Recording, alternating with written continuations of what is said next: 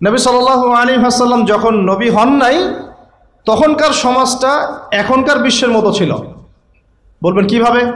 আমি প্রমাণ করছি কিভাবে।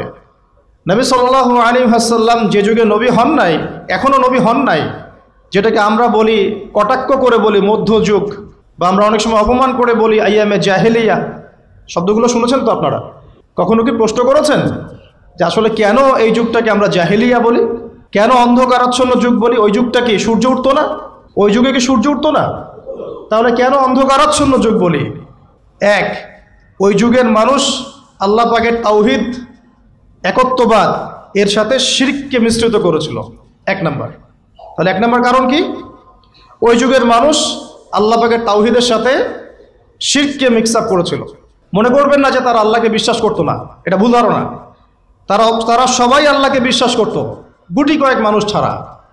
এমনকি আবু জেহেল, যাকে আমরা বলি এই উম্মতের ফেরাউন, নবীজি বলেছেন আবু জেহেল হচ্ছে এই উম্মতের ফেরাউন। বদরের যুদ্ধে যখন আব্দুল্লাহ বিন মাসউদ রাদিয়াল্লাহু আনহু তার গর্দানটা কেটে নিয়ে আসছেন, রাসূলের সামনে রেখেছেন সাল্লাল্লাহু আলাইহি ওয়াসাল্লাম, নবীজি গর্দান দেখে বলেছিলেন এ আবু জেহেল হচ্ছে এই উম্মতের ফেরাউন।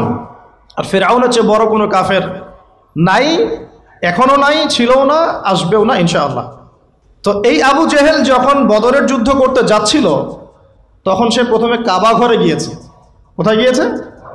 গিয়ে বলেছে আল্লাহুম্মা ইন কুনতা তা'লাম, হে আল্লাহ আপনি যদি জানেন, আমার কথাগুলো খেয়াল করবেন, হে আল্লাহ আপনি যদি জানেন যে আন্না মুহাম্মাদান আলাল হক, মুহাম্মদ সাল্লাল্লাহু আলাইহি ওয়াসাল্লাম সত্যের উপরে আছে, ফানসুরহু, আল্লাহ আপনি তাকেই সাহায্য করেন।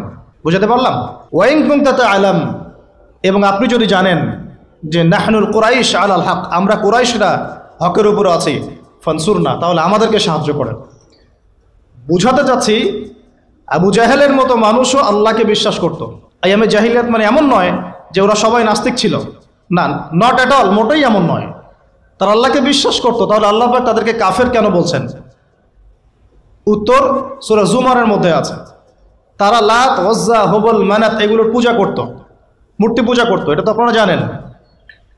তো তারা বলতো, তাদের যুক্তি ছিল, মা না'বুদুহুম, আমরা শুধুমাত্র এই কারণেই তাদের ইবাদত করি, ইল্লা লিয়ুকাররিবুনা ইলাল্লাহি যুলফা, এরা আমাদেরকে আল্লাহ পর্যন্ত পৌঁছে দিবে। নাউযুবিল্লাহ। তাহলে রিজনটা কি?